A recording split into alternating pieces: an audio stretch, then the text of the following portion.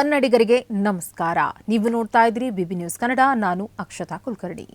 Silicon city ಬೆಂಗಳೂರಿನ ಗವಿಪುರಂನಲ್ಲಿ ಇಂದು ಸಂಜೆ ಒಂದು ಅಪರೂಪದ ವೈಜ್ಞಾನಿಕ ಹಾಗೂ ಆಧ್ಯಾತ್ಮಿಕ ಪವಾಡಕ್ಕೆ ಸಾಕ್ಷಿಯಾಗಲಿದೆ.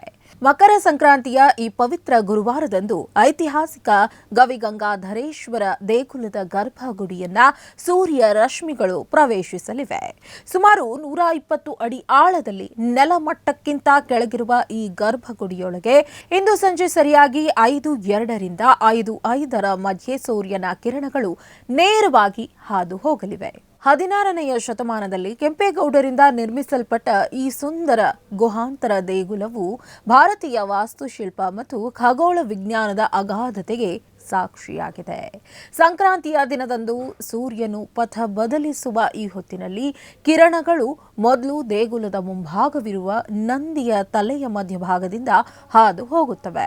ಅಲ್ಲಿಂದ ಗುಹೆಯೊಳಗೆ ಸಾಗುವ ಕಿರಣಗಳು ಶಿವಲಿಂಗದ ತಳಭಾಗವನ್ನ ಸ್ಪರ್ಶಿಸಿ ನಂತರ ಹಂತ ಹಂತವಾಗಿ ಇಡೀ ಲಿಂಗವನ್ನ ಆವರಿಸುತ್ತವೆ. ಸುಮಾರು 1 ಗಂಟೆಯ ಕಾಲ ನಡೆಯುವ ಈ ಸೂರ್ಯಾಭಿಷೇಕದ ಕ್ಷಣಗಳನ್ನು ಕಣ್ತುಂಬಿಕೊಳ್ಳಲು ಭಕ್ತ ಸಾಗರವೇ ಹರಿದು ಬಂದಿದೆ.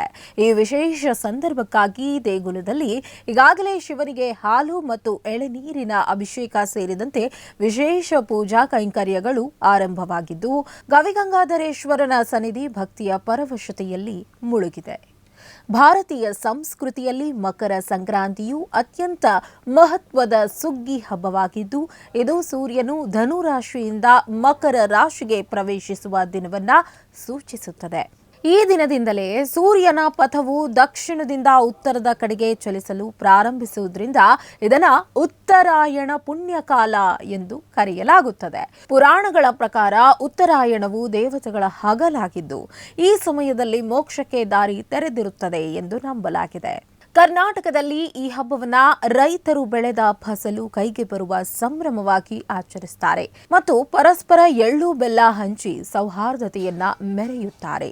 ಸುಗ್ಗಿಯ ಈ ಕಾಲದಲ್ಲಿ ರೈತರು ತಮ್ಮ ಜಾನುವಾರುಗಳನ್ನ ಕಿಚ್ಚು ಹಾಯಿಸುವ ಮೂಲಕ ಅವುಗಳ ಮೇಲಿನ ಪ್ರೀತಿ ಮತ್ತು ಕೃತಜ್ಞತೆಯನ್ನ ಸಲ್ಲಿಸುತ್ತಾರೆ. ವೈಜ್ಞಾನಿಕವಾಗಿ ಈ ದಿನದ ನಂತರ ಹಗಲಿನ ಅವಧಿ ಹೆಚ್ಚಾಗುತ್ತಾ ಹೋಗುತ್ತದೆ ಮತ್ತು ಚಳಿಗಾಲದ ಅಂತ್ಯವಾಗಿ ವಸಂತ ಕಾಲದ ಆಗಮನಕ್ಕೆ ನಾಂದಿಯಾಗುತ್ತದೆ.